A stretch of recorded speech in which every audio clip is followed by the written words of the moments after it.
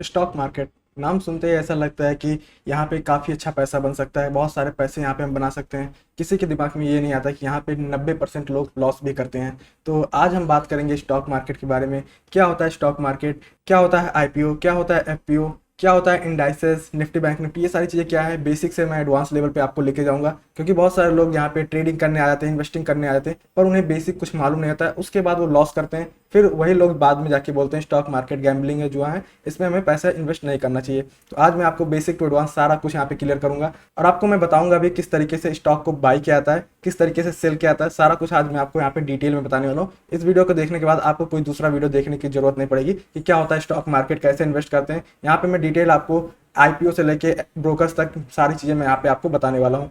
तो चलिए स्टार्ट करते हैं। सबसे पहले टर्म आता है हमारे पास स्टॉक मार्केट। तो स्टॉक मार्केट को समझने से पहले हमें आना पड़ेगा आईपीओ पर, और आईपीओ को समझने से पहले आपको आना पड़ेगा बिजनेस के ऊपर। तो मान लीजिए यहाँ पे एक आदमी यहाँ पे बिजनेस स्टार्ट किया। मान लीजिए उसने एक यहाँ पे शूज़ मैन्युफैक्चरिंग का बिजनेस स्टार्ट किया। तो ये इंसान यहाँ पे शूज़ मैन्युफैक्चरिंग स्टार्ट किया, और उसके बाद अब इसने यहाँ पे शूज़ बनाना स्टार्ट किया, पर वो शूज़ काफ़ी ज़्यादा बिकना स्टार्ट हो गए। तो उसे लगा अब हमें अपने बिजनेस को एक्सपेंड करना चाहिए। तो वो वहाँ पे और दो चार आउटलेट खोलेगा। मान लीजिए इसने यहाँ पे दिल्ली में स्टार्ट किया, तो दिल्ली की कई सारी जगहों पे वो अपना आउटलेट ओपन करेगा। तो यहाँ पे आउटलेट ओपन करने के लिए उसे चाहिए होंगे पैसे। तो ये पैसे इसको कहाँ से मिलेगा? तो अब इसे पैसे मिलेंगे एंजल इन्वेस्टर से। एंजल इन्वेस्टर इन्हें पैसे देंगे, तो फिर इसके पास कुछ पैसे आएंगे। तो ये उन्हीं पैसों को इन्वेस्ट करके ये और सारे आउटलेट्स दिल्ली में ओपन करेगा। तो अब इसका बिजनेस बढ़ चुका है, इसका बिजनेस बढ़ गया, इसका प्रॉफिट भी आना स्टार्ट हो गया। अब इसके शूज अगर और भी अच्छे होंगे तो फिर और ये इसकी डिमांड आएगी। तो और डिमांड आएगी तो इसे और शूज मैन्युफैक्चरिंग करना पड़ेगा। तो और मैन्युफैक्चरिंग करना पड़ेगा तो इसको और ज्यादा पैसों की जरूरत पड़ेगी। तो फिर ये क्या करेगा, ये सोचेगा कि तो इसे जब और पैसों की जरूरत पड़ेगी तो फिर इसे एंजल इन्वेस्टर के पास पैसे नहीं मिलेंगे, क्योंकि एंजल इन्वेस्टर इतना ज्यादा पैसा नहीं दे सकता कि वो कई सारे शहरों में अपना मैन्युफैक्चरिंग प्लांट ओपन कर पाए। तो उसके लिए और भी ज्यादा पैसे चाहिए, तो एंजल इन्वेस्टर उतना पैसा नहीं दे पाएंगे। तो इसे जाना पड़ेगा वीसीज के पास, वेंचर कैपिटलिस्ट। तो वो इसे और भी पैसा जाके देंगे। इन्हें शॉर्ट फॉर्म में वीसीज भी कहते हैं। तो ये उनसे पैसे लेंगे, तो ये अपना आउटलेट और भी ज़्यादा ओपन करेंगे। फिर उसके बाद ये और भी कई शहरों में एक्सटेंड करेंगे। मान लीजिए दिल्ली, हरियाणा और गुजरात, इन सारे शहरों में, मुंबई में, इन सारों में अपना नया आउटलेट ओपन करेंगे। तो इनके पास काफ़ी अच्छा यहाँ पे मार्केट आ चुका होगा, पर अभी भी इनका इतना बड़ा कंपनी नहीं बन पाया कि ये ऑल ओवर इंडिया में ये अपना आउटलेट ओपन कर पाएँ। तो ये क्या करेंगे, ये और भी ज़्यादा इन्हें पैसे चाहिए होगा। तो अब इतने पैसे ये ना वेंचर कैपिटलिस्ट से ला पाएंगे, ना ही एंजल इन्वेस्टर से ला पाएंगे। तो इनको क्या करना पड़ेगा, इन्हें अपना आईपीओ लॉन्च करना पड़ेगा। अब आईपीओ कैसे लॉन्च होता है उसका भी मैं पहले आपको प्रोसेस बताता हूँ। देखिए, जब ये यहाँ इस लेवल के पास पहुंच जाएंगे, मतलब यहाँ पे इनका 3-4 शहरों में आउटलेट ओपन हो चुका होगा, तब फिर ये क्या करेंगे, ये अपना यहाँ पे इनका प्राइवेट लिमिटेड कंपनी होगा। ये प्राइवेट लिमिटेड कंपनी को कन्वर्ट करेंगे पब्लिक लिमिटेड कंपनी में। तो जब ये अपनी कंपनी पब्लिक लिमिटेड में कन्वर्ट करेंगे, तो फिर इनके पास राइट्स आ जाएंगे कि ये पब्लिक से पैसा ले सकते हैं। पर इन्हें इसके लिए इनको क्या करना पड़ेगा, स्टॉक मार्केट के थ्रू जाना पड़ेगा। स्टॉक मार्केट क्या है अब वो समझ लेते हैं। देखिए, अगर अभी तक आपको स्टॉक मार्केट समझ में नहीं आया तो फिर अब आपको पूरा समझ में आने वाला है किस तरीके से स्टॉक मार्केट काम करता है। अब देखिए, यहाँ पे इसने स्टार्ट किया था एक आउटलेट से, फिर उसके बाद ये गया एंजल इन्वेस्टर के पास। एंजल इन्वेस्टर के पास जाने के बाद इसने 2-4 और आउटलेट्स ओपन किए। फिर उसके बाद और जब इसे पैसे की जरूरत पड़ी तो ये गया वेंचर कैपिटलिस्ट के पास, यानी वीसी के पास। फिर इन्होंने और ज्यादा शहरों में एक आउटलेट ओपन किए। फिर उसके बाद जब इनको और भी ज्यादा पैसों की जरूरत पड़ेगी, तब फिर ना ही इनके पास पैसे रहेंगे, ना ही इनके पास पैसे रहेंगे। ऐसा नहीं पैसे नहीं रहेंगे, पैसे तो रहेंगे, पर इतना जितना पैसा इनको चाहिए होगा उतना पैसा ये लोग दोनों लोग मिलकर भी नहीं दे पाएंगे। तो फिर इन्हें क्या करना पड़ेगा, प्राइवेट लिमिटेड कंपनी को पब्लिक लिमिटेड में कन्वर्ट करना पड़ेगा, जिससे ये पब्लिक से पैसे ले पाएंगे। क्योंकि पब्लिक से पैसे लेंगे तभी इनका कंपनी आगे जाके और भी ज्यादा ग्रो कर पाएगा। तो फिर जब इनका मान लीजिए अब यहाँ पे पब्लिक लिमिटेड कंपनी बन चुका है, तो पब्लिक लिमिटेड कंपनी बनने के बाद अब इन्हें क्या करना पड़ेगा, इन्हें अपना आईपीओ लॉन्च करना पड़ेगा। अब देखिए, यहाँ पे आता है स्टॉक मार्केट का गेम। तो स्टॉक मार्केट का मतलब क्या होता है, स्टॉक जहाँ पे स्टॉक का मार्केट हो। तो स्टॉक मार्केट मतलब ये जो अपना इस कंपनी का जो शेयर होगा, इसीलिए इसको शेयर मार्केट, स्टॉक मार्केट, ये सारी चीजें कहते हैं। तो share market, stock market same चीज है। तो जब ये अपना आईपीओ लॉन्च करेंगे तो ये अपना कुछ शेयर डाइल्यूट करेंगे स्टॉक मार्केट में। डाइल्यूट करने का मतलब ये आप मान लीजिए यहाँ पे 25% शेयर अपना डाइल्यूट करेंगे। डाइल्यूट करेंगे इन द सेंस कि मतलब 25% शेयर ये पब्लिक को देने वाले हैं। तो पब्लिक इनका शेयर लेगा, और इनका शेयर का कुछ प्राइस होगा। मान लीजिए किसी, जैसे अभी यहाँ पे जोमेटो का आया था, तो ऑलमोस्ट 70 या 72 के आसपास उसका प्राइस था। इसी तरीके से इनका भी कुछ प्राइस होगा। तो वो प्राइस ये यहाँ पे अपने शेयर का रखेंगे। अब ये भी डिपेंड करता है इनका शेयर का प्राइस क्या है। शेयर का प्राइस अगर ज्यादा हाई होगा तो फिर इनका हो सकता है सब्सक्रिप्शन ज्यादा ना हो, और अगर आपका 90% से कम सब्सक्रिप्शन है आईपीओ के समय, तब फिर आपका आगे आईपीओ फॉरवर्ड होगा ही नहीं। तो इसीलिए ये अपना प्राइस ऐसा रखेंगे जिससे लोग अट्रैक्ट हो और इनका आईपीओ सब्सक्राइब करें, तभी ये स्टॉक मार्केट में आ पाएंगे। तो ये अपना प्राइस ऐसा रखेंगे जिससे लोग यहाँ पे रिटेल पब्लिक यहाँ पे इन्वेस्ट करें। तो इसीलिए इनका यहाँ पे कुछ प्राइस होगा, उस प्राइस को ये आईपीओ में लॉन्च करेंगे।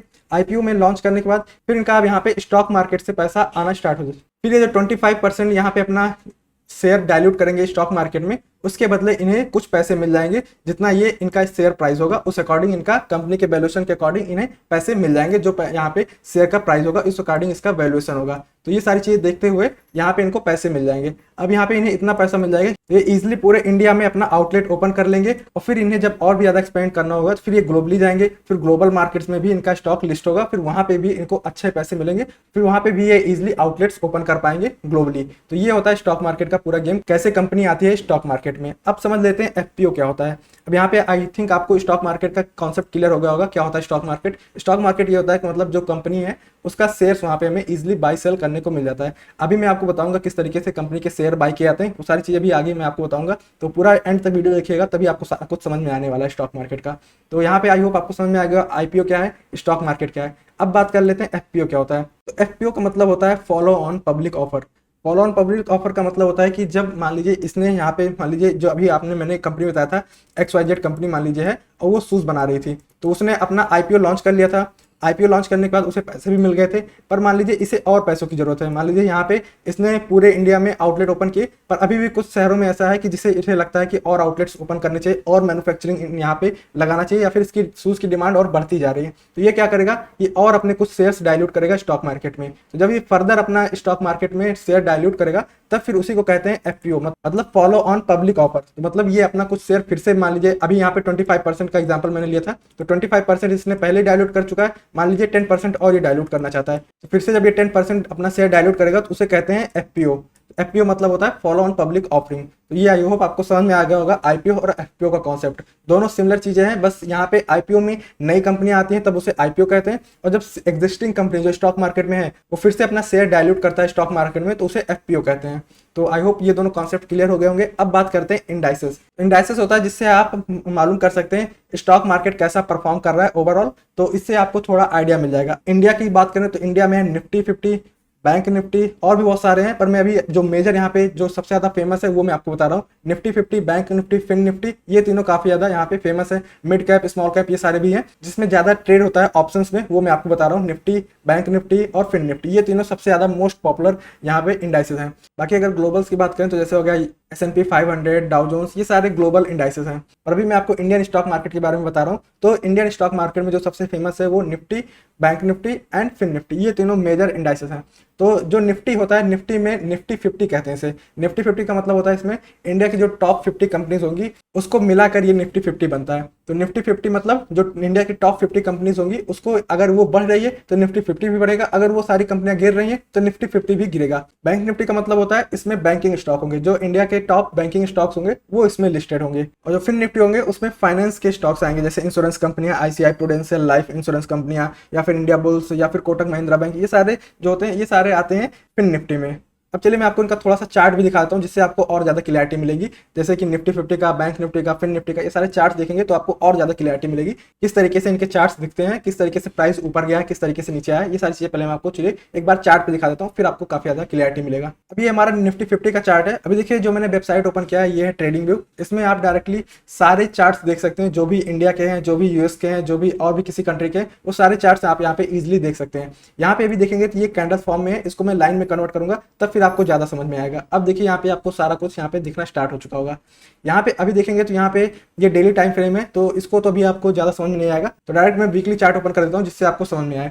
तो देखिए ये है हमारा निफ्टी 50 का चार्ट। बाकी सारी चीज़ें टेक्निकल एनालिसिस में आती है, तो अगर आपको टेक्निकल एनालिसिस सीखना है तो आप चैनल को सब्सक्राइब कर सकते हैं, आगे और भी सारे टेक्निकल एनालिसिस के वीडियोस आएंगे। तो अभी यहाँ पे देखेंगे तो ये निफ्टी 50 का चार्ट है। निफ्टी 50 में देखेंगे तो यहाँ पे देखेंगे ये जो फॉल आया था ये कोरोना का फॉल था। यहाँ पे जब कोविड आया था तो ये फॉल हुआ था। उसके बाद देखेंगे निफ्टी 50 कितनी तेजी से रिकवर किया, और अभी देखेंगे तो निफ्टी 50 कहाँ पे ऑलमोस्ट जो हाई बनाया है मार्केट ने उसी हाई के आसपास है। तो इसका मतलब कहीं ना कहीं स्टॉक मार्केट में तेजी आ चुकी है और स्टॉक मार्केट अपने हाई के आसपास है। तो इसका मतलब चांसेस है कि यहाँ से और ऊपर भी जा सकता है और नीचे भी आ सकता है। तो इसीलिए आपको सोच समझ के इन्वेस्ट करना चाहिए, स्टॉप लॉस के साथ इन्वेस्ट करना चाहिए। ये सारी चीज़ें मैं आपको आगे बताऊंगा, पर अभी यहाँ पे मैं आपको चार्ट दिखा रहा हूँ। यहाँ पे देखिए जब स्टार्ट हुआ था यहाँ पे ये निफ्टी 50 देखेंगे तो यहाँ पे देखेंगे तो ऑलमोस्ट जहाँ पे चार्ट अवेलेबल है वो ऑलमोस्ट है 1990 से। तो 1990 पे देखेंगे तो निफ्टी 50 का प्राइस कितना था, 268, और अभी जाके देखेंगे तो कितना प्राइस है इसका यहाँ पे 18,563। तो काफ़ी ज़्यादा यहाँ पे रिटर्न दिया है निफ्टी 50 ने। पर अगर आप यहाँ पे एवरेज देखेंगे तो ऑलमोस्ट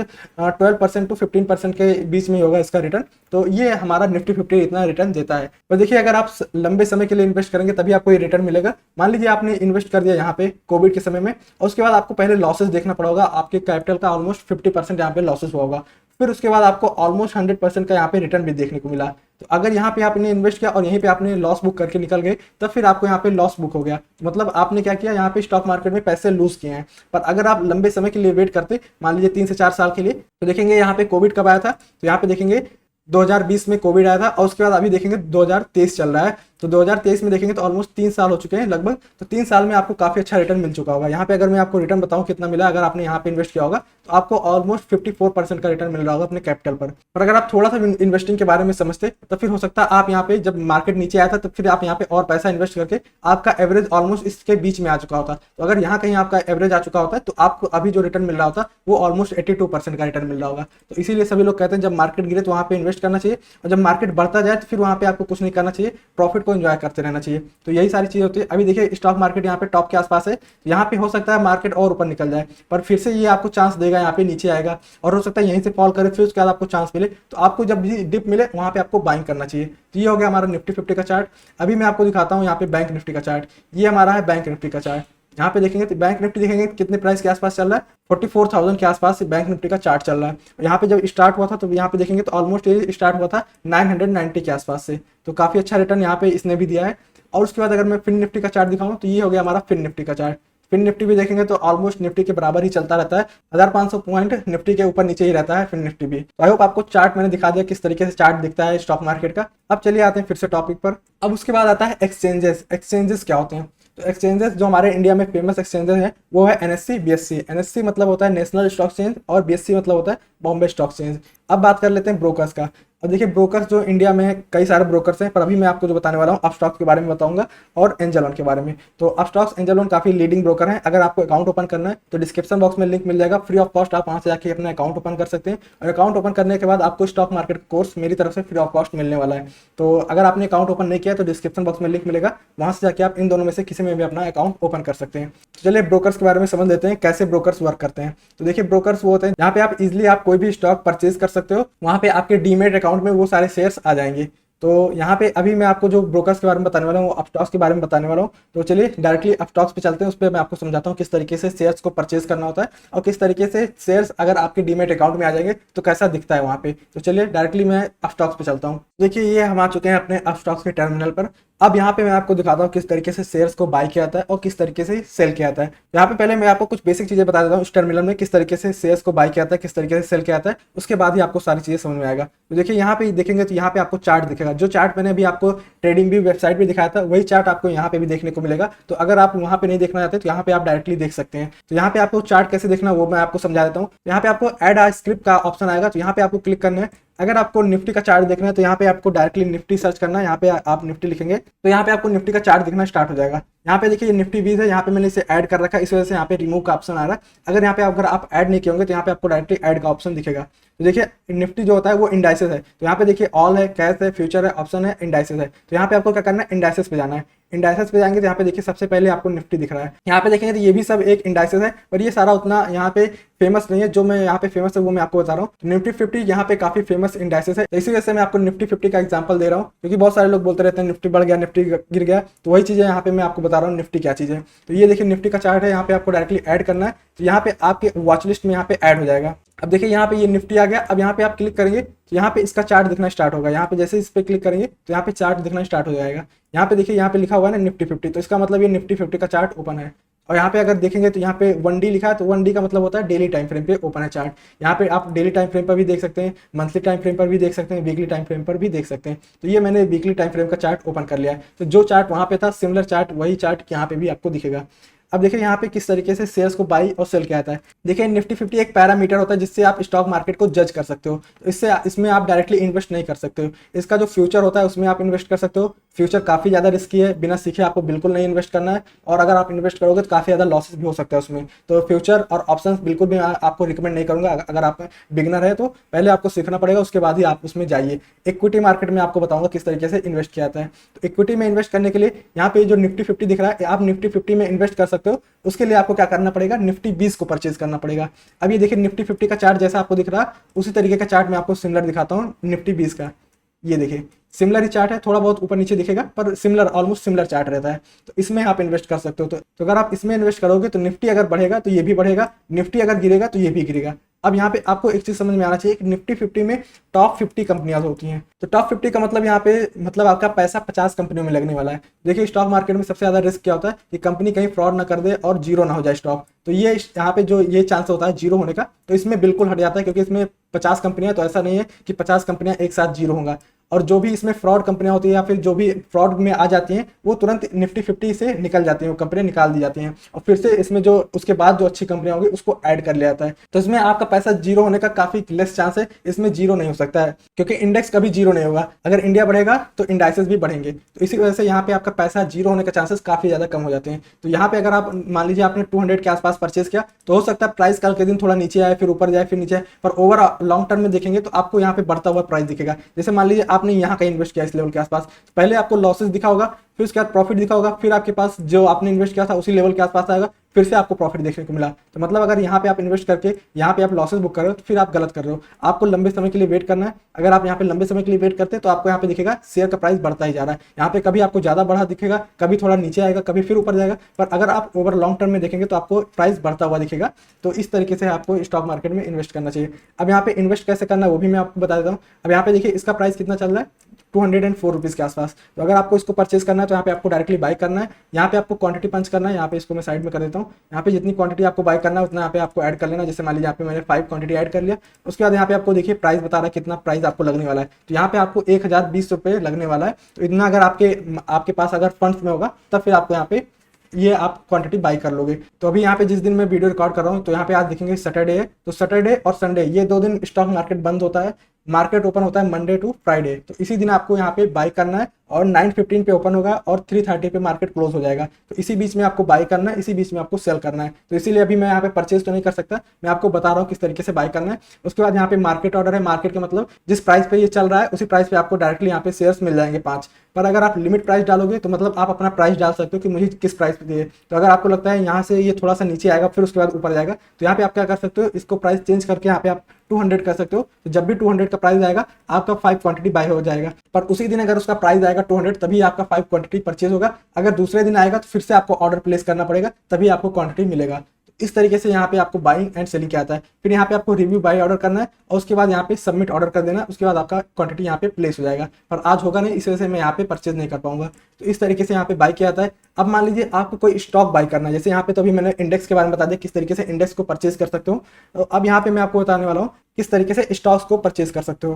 तो यहाँ पे मान लीजिए मैं यहाँ पे एक फेमस कंपनी का एग्जांपल लेता हूँ, एशियन पेंट का। ये कोई स्टॉक रिकमेंडेशन नहीं है, यहाँ पे आप अपना एनालिसिस करने के बाद ही आपको इन्वेस्ट करना है। तो यहाँ पे जैसे मैंने एशियन पेंट को एग्जांपल लिया, यहाँ पे मैंने ऐड किया, उसके बाद देखिए यहाँ पे एशियन पेंट दिखना स्टार्ट हो चुका है। अब यहाँ पे देखिए ये मैं डिलीट कर देता हूँ, ये मैंने ड्रॉ किया है तो इसको मैं इरेज कर सकता हूँ। तो यहाँ पे इसको क्लिक करने के बाद मैंने इरेज कर दिया है। अगर आपको टेक्निकल एनालिसिस के बारे में सीखना है तो आप सीख सकते हो। उसके बाद ये सारे ड्राइंग्स वगैरह आप इजीली यहाँ पे क्रिएट करके आप समझ सकते हैं कि स्टॉक का प्राइस ऊपर जाने वाला है या फिर नीचे जाने वाला है। और अभी यहाँ पे बात कर लेते हैं किस तरीके से एशियन पेंट के स्टॉक को बाय कर सकते हैं। तो यहाँ पे डायरेक्टली सेम प्रोसेस है जैसा मैंने आपको निफ्टी 20 के बारे में बताया, उसी तरीके से यहाँ पे आप इसको भी बाय कर सकते हो। यहाँ पे आपको क्या करना है, बाइंग पे जाना है। यहाँ पे आप जितना क्वांटिटी बाय करना चाहते हो उतना यहाँ पे आप ऐड कर सकते हो। जैसे यहाँ पे मान लीजिए मैंने यहाँ पे कर दिया 50 क्वांटिटीज मुझे बाय करना है, तो यहाँ पे मैंने 50 यहाँ पे लिखा। यहाँ पे देखेंगे तो हमारी इन्वेस्टमेंट कितनी लगने वाली है। तो यहाँ पे ऑलमोस्ट हमारा 1,60,000 रुपये लगने वाला है 50 क्वांटिटी परचेज करने के लिए एशियन पेंट का। इतना अगर आपके पास यहाँ पे पैसा ऐड कर रखे होंगे तो आपका क्वांटिटी परचेज हो जाएगा। उसी तरीके से यहाँ पे भी आप लिमिट प्राइस भी लगा सकते हो और मार्केट प्राइस भी। तो ये आई होप आपको समझ में आ गया होगा किस तरीके से स्टॉक बाय किया जाता है। अब चलिए मैं आपको दिखाता हूँ किस तरीके से अगर आपने स्टॉक बाय कर लिया है तो कैसे आपके डीमैट अकाउंट में शो होगा। तो यहाँ पे देखिए मेरे होल्डिंग्स में अभी कुछ लॉसेस चल रहा है, तो अभी कुछ लॉसेस चल रहा है, मार्केट ऊपर जा रहा है नीचे जा रहा है। तो अगर आप लॉन्ग टर्म के लिए इन्वेस्ट करेंगे तो आपको ओवरऑल प्रॉफिट ही मिलेगा। तो यहाँ पे देखिए मैंने कुछ चीज़ों में इन्वेस्ट कर रखा है, कुछ स्टॉक्स में, और कुछ मैंने यहाँ पे बैंक बीज और निफ्टी बीज वगैरह ये सारी चीज़ें बाय कर रखा है। तो यहाँ पे अगर अभी मेरा यहाँ पे पोर्टफोलियो में देखेंगे तो यहाँ पे जैसे मैंने यहाँ पे पीडीलाइट का शेयर बाय कर रखा है, 8 क्वांटिटी मैंने बाय कर रखा है। यहाँ पे मेरा एवरेज प्राइस कितना है, यहाँ पे मैंने 2760 रुपये के आसपास बाय किया है। अभी कितना चल रहा है उसका प्राइस, 2614 के आसपास। तो इसमें मुझे लॉस चल रहा है ऑलमोस्ट 1166 रुपये का। तो मतलब मेरा कैपिटल का ऑलमोस्ट 5% यहाँ पे भी मुझे लॉस चल रहा है। पर देखेंगे किसी किसी में मुझे प्रॉफिट मिल रहा है। जैसे यहाँ पे गोल्ड बीज का मतलब होता है, यहाँ पे मैंने गोल्ड को बाई किया है, तो 5 क्वांटिटी मैंने गोल्ड को बाई किया है। यहाँ पे मैंने एवरेज प्राइस कितना है, 43.54 के आसपास मैंने बाई किया है। अभी इसका प्राइस चल रहा है 50.96, तो यहाँ पे मुझे ऑलमोस्ट 17% का रिटर्न मिल रहा है। पर क्वांटिटी मेरा बहुत कम है, इस वजह से प्रॉफिट देखेंगे तो ऑलमोस्ट 37 रुपीज़ का मुझे चल रहा है। तो ये तो मैंने वैसे ही जस्ट एग्जाम्पल के लिए मैंने एक वीडियो बनाने के लिए उसमें परचेज कर लिया था, तो ये वैसे ये उसी तरीके से यहाँ पे पड़ा हुआ है।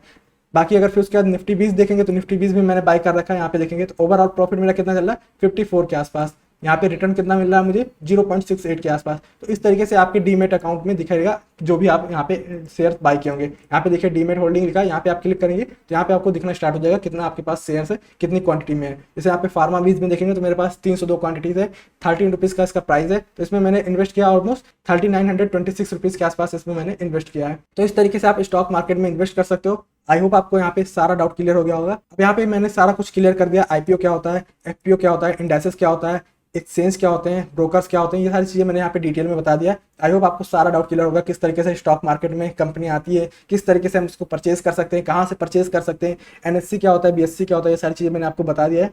तो आई होप इसके बाद अब आपको कोई वीडियो देखने की जरूरत नहीं है। अब अगर आपको टेक्निकल एनालिसिस सीखना है तो आप चैनल को सब्सक्राइब कर सकते हो। आगे और भी वीडियोस आएंगे टेक्निकल एनालिसिस के, उसमें मैं डिटेल में बताऊंगा किस तरीके से टेक्निकल एनालिसिस किया जाता है। और अगर आपको फ्री स्टॉक मार्केट कोर्स चाहिए तो डिस्क्रिप्शन बॉक्स में ब्रोकर्स का लिंक मिलेगा, आप स्टॉक एंजल वन किसी में भी जाके अपना अकाउंट ओपन करिए, उसके बाद आप कोर्स के लिए एलिजिबल हो जाएंगे। तो that's it for this video, मिलता हूं मैं आपको नेक्स्ट वीडियो में। Thank you so much.